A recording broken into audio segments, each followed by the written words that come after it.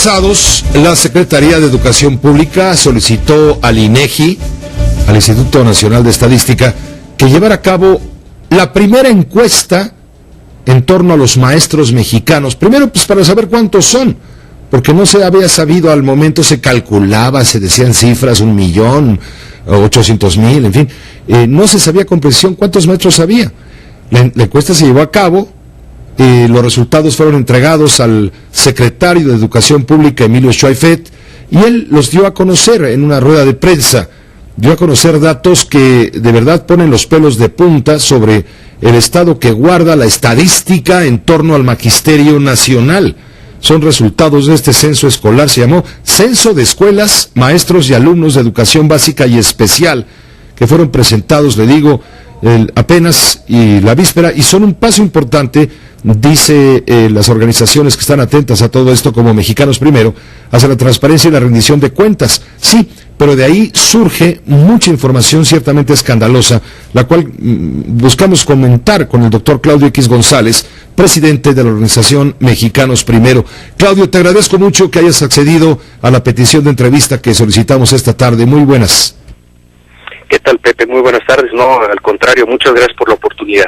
Sí, hombre, porque escuchábamos lo que decía el secretario de Educación la víspera. Hoy abrimos los diarios, los periódicos para revisar la información y nos encontramos con un desplegado a plana completa firmado por, entre otros, por Mexicanos Primero, por El Ojo Ciudadano, por, en fin al abuso, y das a conocer a partir de esta estadística, supongo, estas cifras verdaderamente escandalosas, Claudio. Efectivamente, Pepe, pues mira, qué bueno que ya tenemos finalmente la información. Llevamos muchos años preguntando una pregunta muy sencilla, Pepe: ¿dónde están los maestros y si están preparados realmente para dar clases? Y si hay desvíos en términos de aviadores, comisionados, etcétera, etcétera. Entonces, aplaudo que se haya celebrado el censo. Creo que INEGI es muy profesional, pero nos da unas cifras realmente de escándalo, que nos deben hacer sentir vergüenza y también indignación a los mexicanos, porque reporta, entre otras cosas, el INEGI, Pepe, que hay 39,222 aviadores, es decir, personas que cobran en una escuela pero nadie los conoce. Es decir, hay maestros que cobran, pero no existen o no aparecen. Bueno, son personas, porque no sé si les podemos llamar maestros, son personas que cobran en una escuela, pero que nadie los conoce en esa escuela, digamos, nada más llegan a cobrar los cheques, pero nunca dan clases. Son casi 40,000 aviadores tienen los maestros. Efectivamente, y luego hay 30,695 comisionados. Estas son personas que sí se conocen perfectamente, pero que no trabajan en el salón de clase, trabajan en las cúpulas sindicales, ya sea del Sindicato Nacional de Trabajadores de la Educación o de la Coordinadora Nacional de Trabajadores de la Educación. Entonces, súmale otros 30,695 comisionados. Estamos hablando casi de 70,000 maestros que están... Ahí vamos. Bueno, no maestros, 40,000 aviadores, 31,000 maestros comisionados. Efectivamente, ahí vamos entonces en cerca de los 70,000. ¿Qué es esto de los ubicados en otro centro de trabajo, Claudio? Pues esos son personas que cobran, por ejemplo, en la escuela José Ortiz de Domínguez, sí saben quiénes son ahí, pero dicen aquí no trabajan, entonces están en otro centro de trabajo.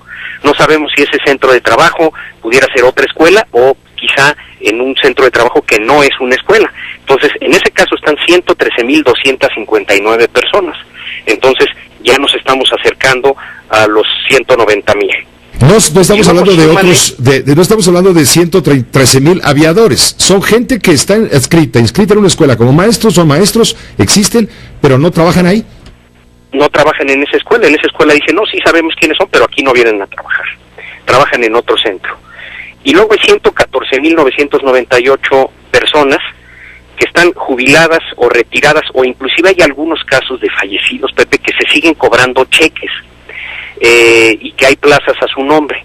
Entonces, cuando tú sumas todos estos números, los de los aviadores, los comisionados, los ubicados en otro centro de trabajo, los jubilados y los retirados, estás hablando de 298,000 personas, Pepe, casi 300,000 personas que ganan un sueldo de maestro, pero no se presentan a dar clases en su lugar de trabajo, en donde se les paga.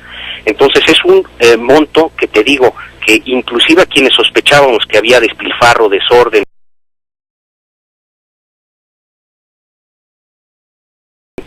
Estamos hablando de un desfalco, visto así, lo dice tu comunicado, tu plana, tu desplegado, un desfalco, dices tú, mucho mayor que el de Oceanografía y la línea 12 juntos. Efectivamente, Pepe, que esos desfalcos, que en primer lugar, aunque son muy, muy graves, digamos, no les quiero quitar gravedad, pero son desfalcos en donde estás hablando, por ejemplo, el de Oceanografía, dicen que son $500 millones, alrededor de unos 6.500